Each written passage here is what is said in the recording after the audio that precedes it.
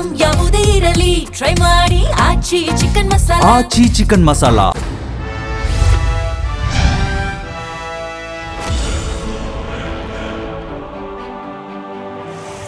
Israel ಇರಾನ್ನ ಬಿಕ್ಕಟ್ಟು ಸದ್ಯ ಬಹಳಷ್ಟು ಒಂದು ಸಮಸ್ಯೆಯನ್ನು ಉಲ್ಬಣಿಸ್ತಾ ಇದೆ ಅಂತ ಹೇಳ್ಬೋದು. ಈಗಾಗಲೇ ಒಂದು ಕಡೆ ಗ್ಯಾಸ್ ಸಮಸ್ಯೆ ಆಗಿರ್ಬೋದು, ಆಟೋ ಡ್ರೈವರ್ಸ್ ಆಗಿರ್ಬೋದು, ಅಗತ್ಯ ವಸ್ತುಗಳ ಬೆಲೆ ದಿನೇ ದಿನೇ ಏರಿಕೆ ಆಗ್ತಾ ಇದೆ.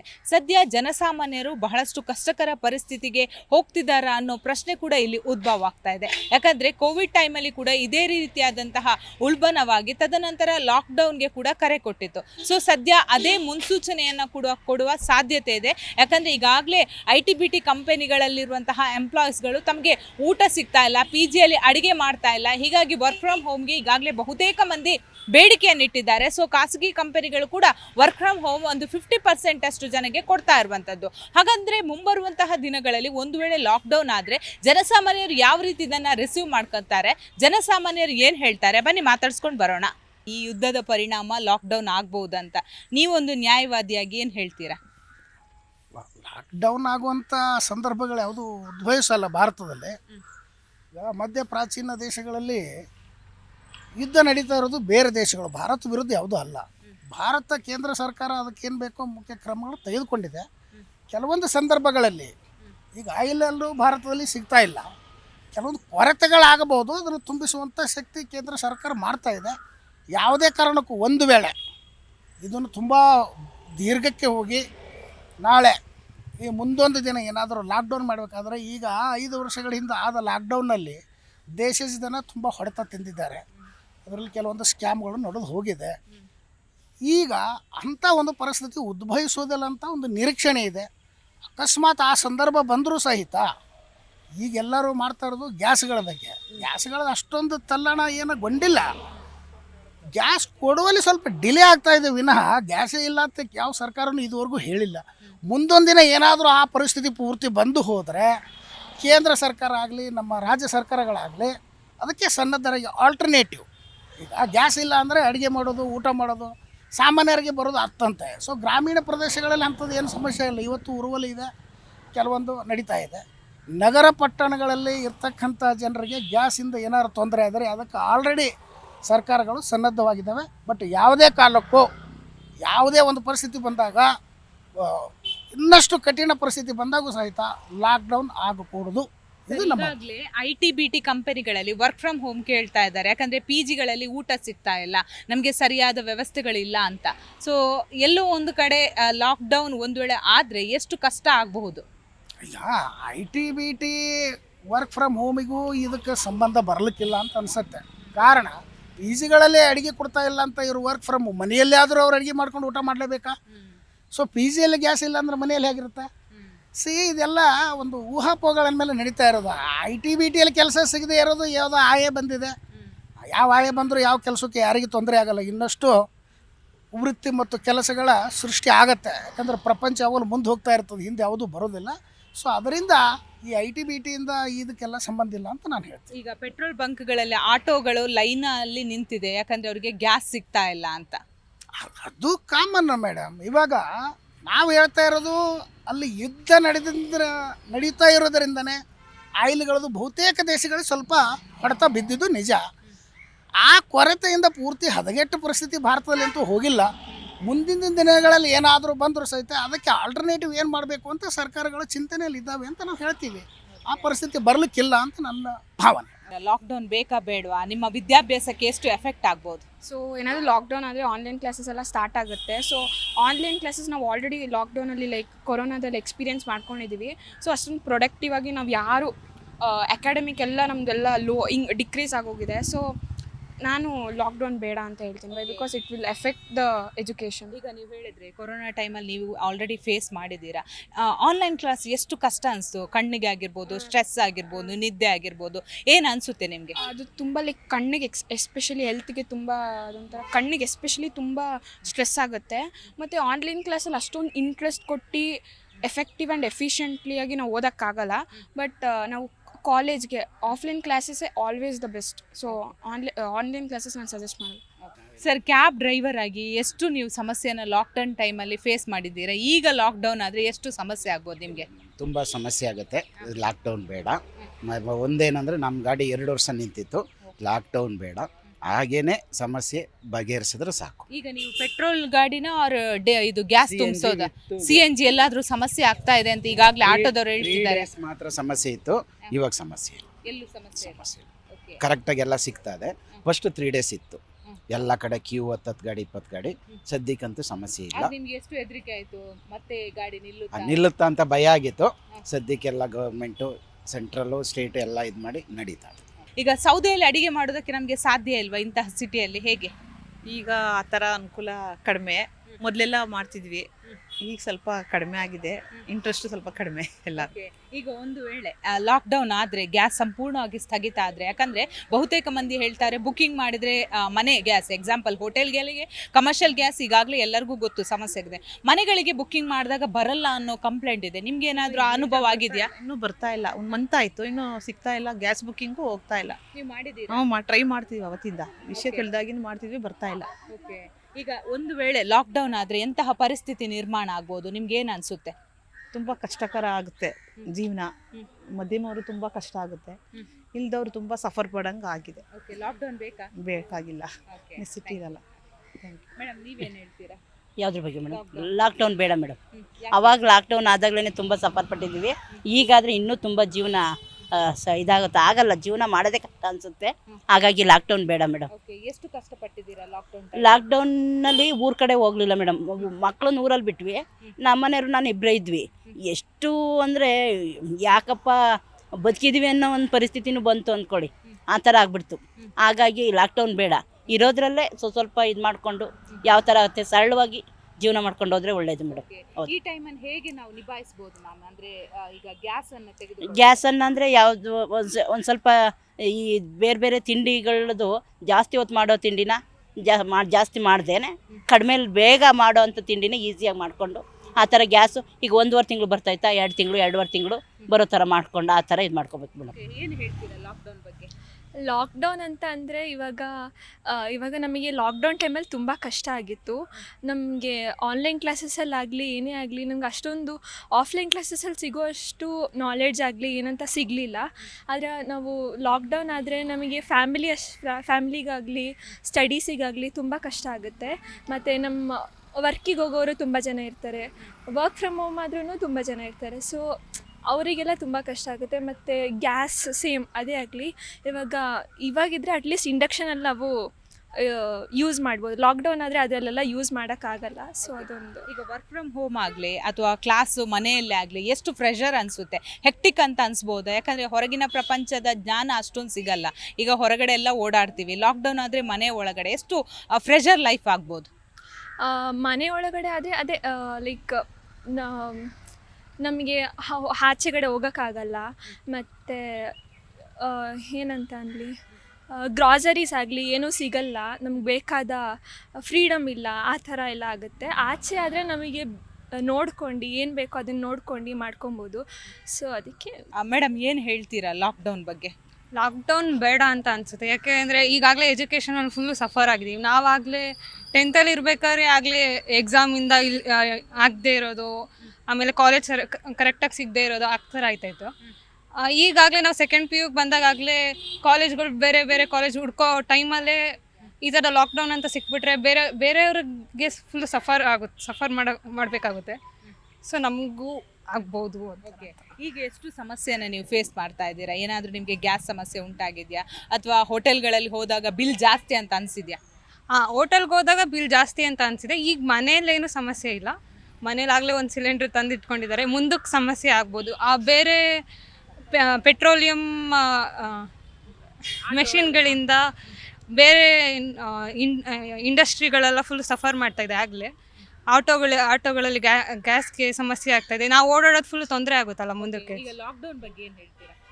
ಲಾಕ್ಡೌನ್ ಬೇಡ ಅಂತ ಅನಿಸುತ್ತೆ, ಮುಂದಕ್ಕೆ ಸಮಸ್ಯೆ ಆಗ್ಬೋದು ಎಲ್ಲರಿಗೂ. ಮೇಡಮ್, ಲಾಕ್ಡೌನ್ ನಡಿಬೇಕಾ ನಡಿಬಾರ್ದು? ಎಷ್ಟು ಸಮಸ್ಯೆಗಳನ್ನು ಈಗ ನಾವು ಜನಸಾಮಾನ್ಯರು ಎದುರಿಸ್ತಾ ಇದ್ದೀವಿ? ಬೇಡ ಮೇಡಮ್, ಲಾಕ್ಡೌನ್ ನಡೆಯೋದು ಬೇಡ. ತುಂಬ ಪ್ರಾಬ್ಲಮ್ ಆಗುತ್ತೆ ಲೇಡೀಸ್ಗೆ, ಎಸ್ಪೆಷಲಿ ಫ್ಯಾಮ್ಲಿ ಇರೋರ್ಗೆ, ಮಕ್ಕಳಿರೋರಿಗೆ. ಈಗ ವೆಕೇಷನ್ಸ್ ಬೇರೆ ಮಕ್ಕಳಿಗೆ ಬಂತು. So we need gas. ಅದಕ್ಕೆ ಮೇಜರಾಗಿ ಅವರು ಗೌರ್ಮೆಂಟ್ ಏನಾದರೂ ಸ್ವಲ್ಪ ಇದು ಮಾಡಿಬಿಟ್ಟು ನಮಗೆ ಅವ್ರು ಹೆಲ್ಪ್ ಮಾಡಿ, ಅಟ್ಲೀಸ್ಟ್ ಫಾರ್ ಲೇಡೀಸ್ ಎಸ್ಪೆಷಲಿ ಮಕ್ಕಳೆಲ್ಲ ಇರ್ತಾರೆ, ವಯಸ್ಸಾದವರೆಲ್ಲ ಇರ್ತಾರೆ.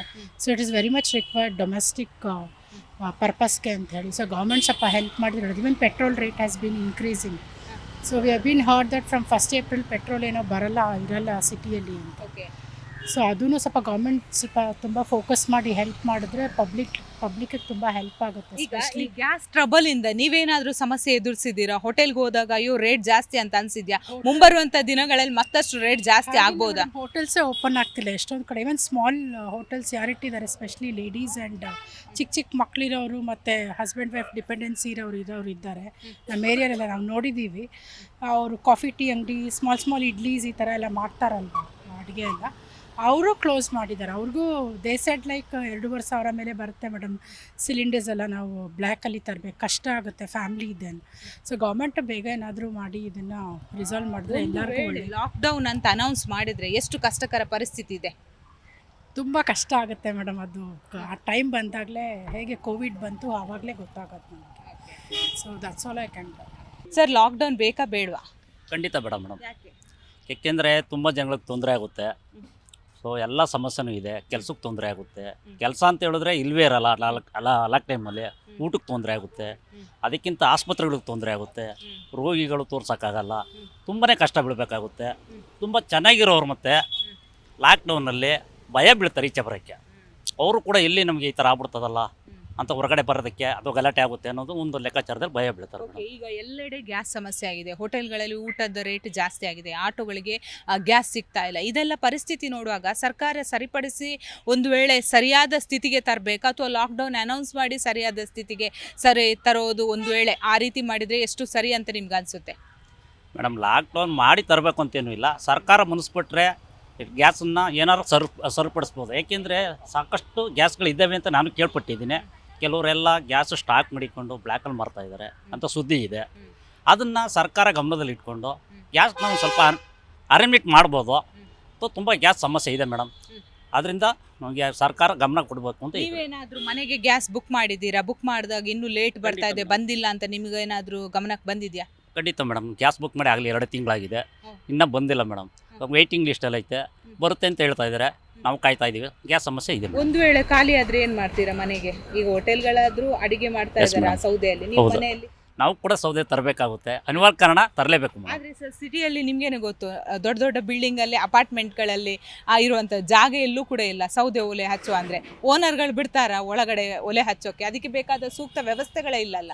Correct madam. ಈಗ ಅದಕ್ಕೆ ಸೌದೆಗೆ ಅಂತೇಳಿ ಕೆಲವೊಂದು ಅರೇಂಜ್ಮೆಂಟ್ ಆಗಿದೆ. ಯಾವುದೋ ಒಂದು ಅಡುಗೆ ಮಾಡೋದಕ್ಕೆ ಇವಾಗ ಹೋಟೆಲ್ಗಳಲ್ಲಿ ಕೆಲವು ಮಾಡ್ಕೊಂಡಿದ್ದಾರಲ್ಲ, ಅದನ್ನು ನಾವು ತಂದು ಅಡುಗೆ ಮಾಡಬೇಕಾಗುತ್ತೆ. ಒಂದು ವೇಳೆ ಲಾಕ್ಡೌನ್ ಆದರೆ ಎಷ್ಟು ಸಮಸ್ಯೆ ಆಗ್ಬೋದು?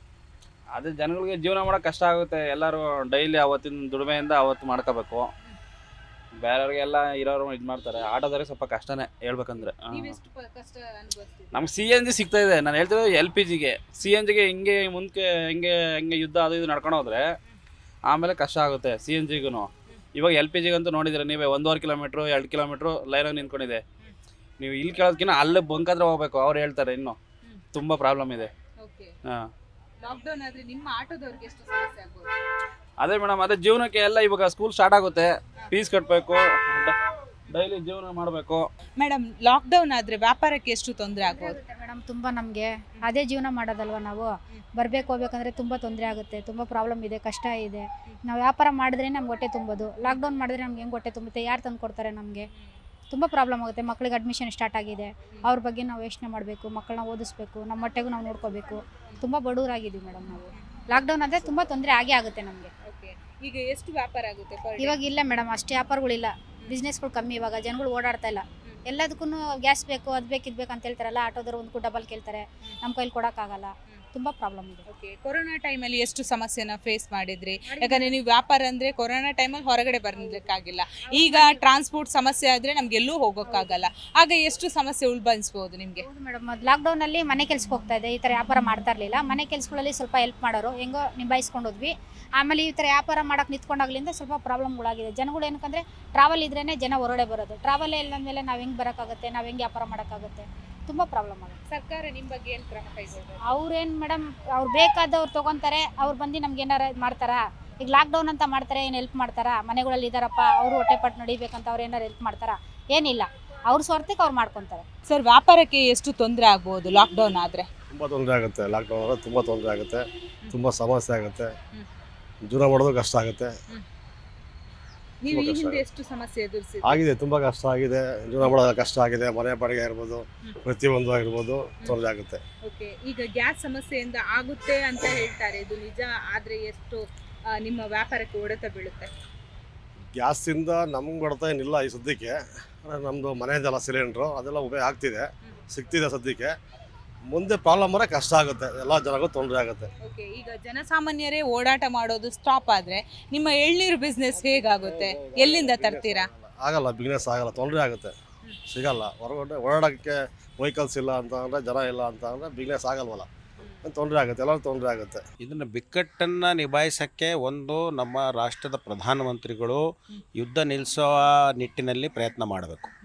ಒಂದು ಅದಕ್ಕೆ ಇವರ ವೈಯಕ್ತಿಕ ಬಾಂಧವ್ಯ ಮತ್ತು ಅವರ ಒಡನಾಟ ಅಮೆರಿಕದ ಅಧ್ಯಕ್ಷರ ಜೊತೆಗೆ ಚೆನ್ನಾಗಿದೆ.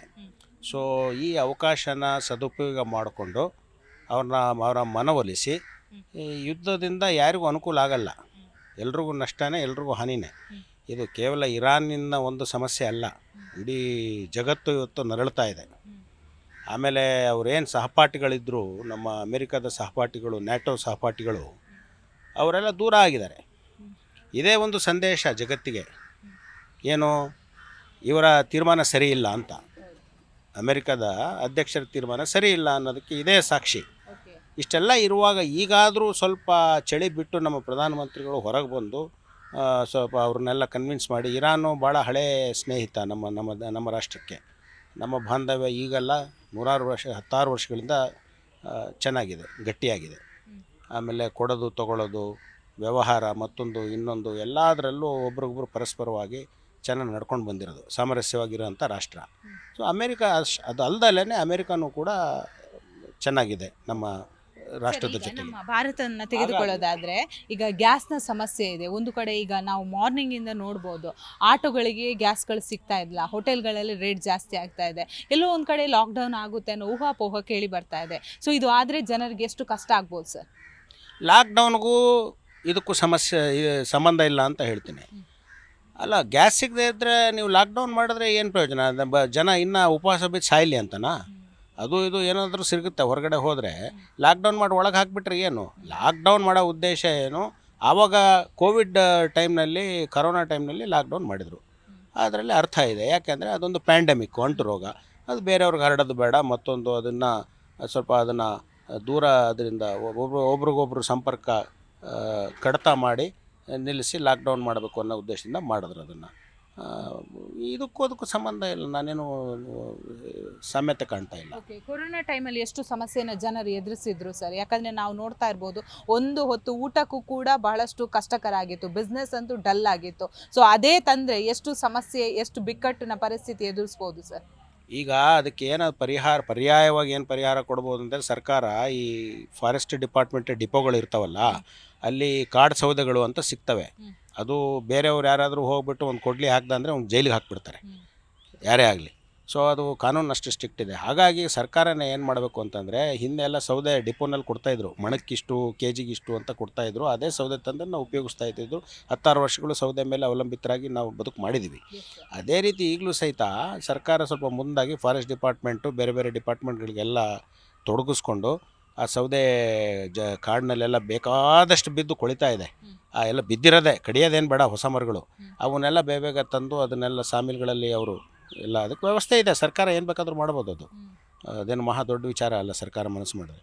ಆ ಸೌದೆಗಳು ತಂದುಬಿಟ್ಟು ಅದನ್ನು ಸ್ವಲ್ಪ ಈ ಹೋಟೆಲ್ಗಳಿಗೆ ಅಥವಾ ಯಾರ್ಯಾರಿಗೆ ಭಾಳ ತೊಂದರೆ ಇದೆ ಅಂಥವ್ರಿಗೆಲ್ಲ ಅಲ್ಲಿಂದ ವಿತರಣೆ ಮಾಡೋವಂಥ ವ್ಯವಸ್ಥೆ ಮಾಡಿದ್ರೆ ಅದು ಒಂದು ಪರಿಹಾರ ಆಗುತ್ತೆ ಪರ್ಯಾಯವಾಗಿ. ಅದು ಬಿಟ್ಬಿಟ್ಟು ಲಾಕ್ಡೌನ್ ಮಾಡಿಬಿಟ್ಟು ಒಳಗೆ ಹಾಕಿದ್ರೆ ಸತ್ತೋಗ್ಬಿಡ್ತಾರೆ ಜನ ಅಷ್ಟೇ. ಮೇಡಮ್, ಈಗ ಲಾಕ್ಡೌನ್ ಆಗಬೇಕಾ ಆಗಬಾರ್ದಾ? ಯಾವ ರೀತಿ ಪರಿಸ್ಥಿತಿ ಈಗ ಇದೆ? ಮೇಡಮ್ ಲಾಕ್ಡೌನ್ ಖಂಡಿತ ಆಗಬಾರ್ದು. ಯಾಕೆಂದರೆ ಬೆಂಕಿಯಿಂದ ಬಾಣಲಿಗೆ ಅಂತ ಹೇಳ್ತೀವಿ ಗೊತ್ತಾ, ಒಂದು ಗಾದೆ, ಆ ಥರ ಆಗತ್ತೆ. ಈಗ ಆಲ್ರೆಡಿ ನಾವು ಮನೆಯಿಂದ ಹೊರಗಡೆ ಬಂದರೆ ಮನೇಲಿ ಗ್ಯಾಸ್ ಸಮಸ್ಯೆ, ಈಗ ನನ್ನ ಸ್ವಂತ ಮನೆಯಲ್ಲಿ ಗ್ಯಾಸ್ ಇಲ್ಲ, ಇಂಡಕ್ಷನ್ ಒಂದೊಂದು ಸಲ ಕರೆಂಟ್ ಇಲ್ಲ ಅಂದರೆ ಇಂಡಕ್ಷನ್ ವರ್ಕ್ ಆಗೋಲ್ಲ. ತುಂಬ ಚಿಕ್ಕ ಮಕ್ಕಳಿದ್ದಾರೆ. ಅವತ್ತು ರಾತ್ರಿ ಏನಾಯಿತು ಅಂದರೆ ಹೋಟ್ಲಿಗೆ ಹೋಗೋಣ ಅಂದರೆ ಹೋಟ್ಲಲ್ಲೂ ಸ್ಟಾಫ್ ಇಲ್ಲ, ಒಲೆ ಉರ್ಸೋಕ್ಕೆ ಅವಕಾಶ ಇಲ್ಲ ಅಂತ ಅಲ್ಲೂ ಊಟ ಇಲ್ಲ. ಈ ಸಮಸ್ಯೆನಲ್ಲಿ ಇನ್ನೂ ಲಾಕ್ಡೌನ್ ಮಾಡಿದ್ರೆ ನಾವು ಸಮಸ್ಯೆಯಿಂದ ಸರ್ಕಾರ ಎಲ್ಲೋ ಎದುರ್ಕೊಂಡು ಓಡ್ತಾ ಇದೆ ಅನಿಸುತ್ತೆ ವಿನಃ ಸಮಸ್ಯೆಗೆ ತಕ್ಕಂಥ ಪರಿಹಾರ ಕೊಡ್ತಾ ಇಲ್ಲ ಅಂತ ನನ್ನ ಅಭಿಪ್ರಾಯ ಅನಿಸುತ್ತೆ. ಲಾಕ್ಡೌನ್ ಬೇಡ ಅನ್ನೋದು ಜನಸಾಮಾನ್ಯರಾಗಿ ನನ್ನ ಅಭಿಪ್ರಾಯ. ಯಾಕಂದರೆ ಅವರು ಸಮಸ್ಯೆಯಿಂದ ದೂರ ಓಡ್ತಾ ಇದ್ದಾರೆ, ಇದು ಸರಿಯಲ್ಲ ಮೇಡಮ್. ಅದಕ್ಕೆ ತಕ್ಕಾದಂಥ ಪರಿಹಾರನ ಸರ್ಕಾರ ಸೂಚಿಸಬೇಕು. ಈಗ ಮನೆಯಿಂದ ಹೊರಗಡೆ ಬಂದರೆ ಒಂದು ಕಡೆ ನೋಡಿದ್ರೆ ವೆಹಿಕಲ್ಗಳ ಬೆಲೆ ಜಾಸ್ತಿ ಆಗಿದೆ, ಇನ್ನೊಂದು ಕಡೆ ಊಟದ್ದು ನೀವು ಹೋಟ್ಲಿಗೆ ಹೋಗಿ 35 ರೂಪಾಯಿ ಇರೋ ಇಡ್ಲಿ ಬರೀ 2 ಇಡ್ಲಿಗೆ 45 ರೂಪಾಯಿ ಆಗಿದೆ. ಮತ್ತು ಬಸ್ ಫೇರ್ಗಳು ಜಾಸ್ತಿ ಆಗಿದೆ, ದಿನಸಿ ಎಲ್ಲ ಯಾವುದು ಕೇಳಿ ಆಟೋ ಗ್ಯಾಸು ಟ್ರಾನ್ಸ್ಪೋರ್ಟೇಷನ್ನೇ ಮೂಲ. ಅಂದರೆ ಎಲ್ಲ ಸಮಸ್ಯೆಗೂ ಈಗ ಗ್ಯಾಸ್ದೊಂದೇ ತುಂಬ ಮೂಲವಾಗಿ ಕಾಣಿಸ್ತಾ ಇದೆ ಜನಸಾಮಾನ್ಯರಿಗೆ. ಇಂಥ ಪರಿಸ್ಥಿತಿನಲ್ಲಿ ಲಾಕ್ಡೌನ್ ಅಂದರೆ ಏನು ಕೋವಿಡಲ್ಲಿ ಆಯಿತು, ನೀವು ಲಾಕ್ಡೌನ್ ಮಾಡಿದ್ರಿ, ಜನಗಳಿಗೆ ಏನು ವೈರಸ್ ಹರಡುತ್ತೆ, ಅವ್ರಿಗೆ ಅವರ ಸುರಕ್ಷತೆಗೆ ಆಯಿತು, ಮನೇಲಿದ್ದರೂ ವಾಸಿ ಆದರೂ ಮುಗೀತು. ಬಟ್ ಇದು ಸರಿ ಇಲ್ಲ. ಇದು ಒಂದು ಅಭಿಪ್ರಾಯ ಏನು ಬರ್ತಾ ಇದೆ ಜನಸಾಮಾನ್ಯರಲ್ಲಿ, ಇದು ಸರಿ ಅಂಥದ್ದಲ್ಲ.